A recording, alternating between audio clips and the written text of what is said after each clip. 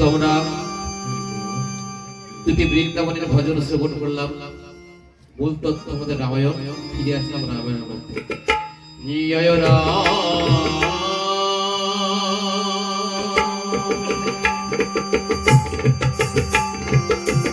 জয় রাম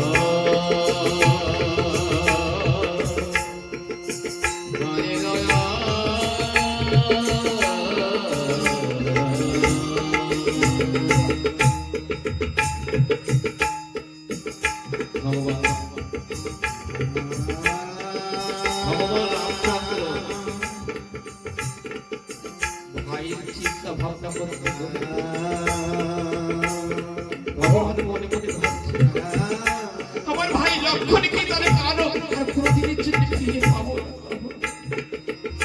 ভাই লক্ষণকে সারা জগতের মতো হারিয়ে ফেলবে। ভাই লক্ষণকে কি ফিরে পাবো না? ভাই লক্ষণকে কি আরেকদিন ফিরে পাবো না?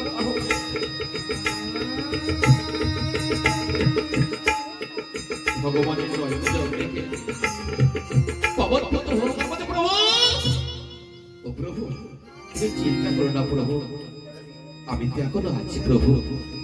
এই 18 বছরের পর এই নিশির মধ্যে আমি যাব আর আসবো, চলে আসবো প্রভু।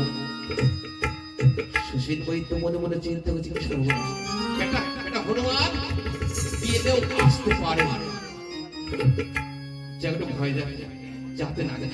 ও হনুমান, তুমি 18 বছরের পর যাবে, আগে তুমি যেতে আসতে পারবে। হনুমান যেতে যেতে তার 6 থেকে 7টা তোমার সামনে বিপদ বাধা আসতে পারে, এটা তোমার জীবনও যেতে পারে। তাই বলছি তুমি যেও না হনুমান। শুনবে তাহলে শোনো। প্রথম শৃঙ্গে আছে একটি পূর্ণ শশহার,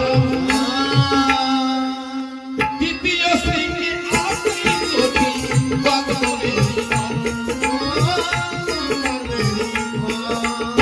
তৃতীয় শৃঙ্গে আছে শালকি জালির মন,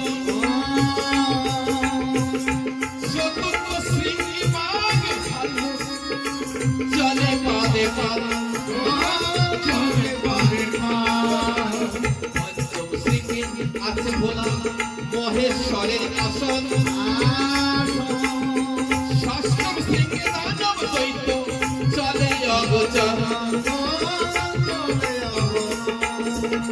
সপ্তম শৃঙ্গে আসে ঘোরতর নদী আর নদীর কূলে আসে গিরি কন্দমদন পর্বতধারী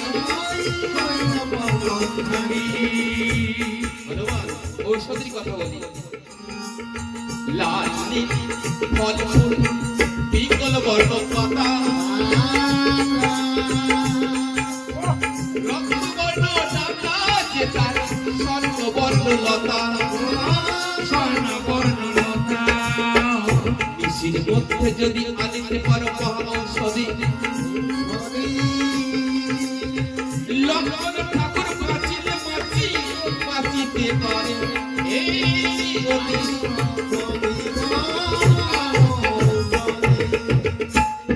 হনুমান বলছে সুসেন রাম কাজে কখন আমি হারিনি আর হারবো না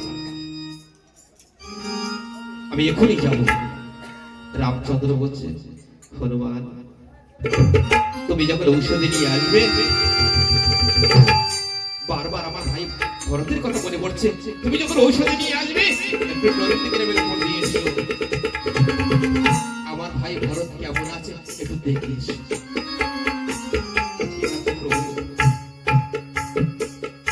রামচরণধরি মাথায় নিয়ে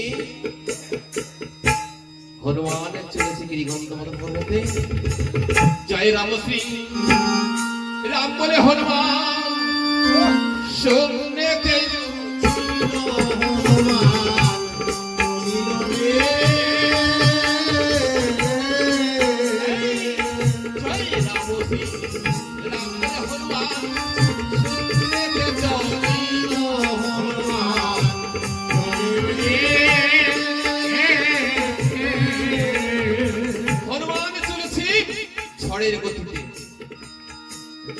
ঝড়ের বেগে হনুমান চলেছে 18 বছরের পর কৃষির মধ্যে যেতে আসতে হবে ঝড়ের গতিতে হনুমান চলেছে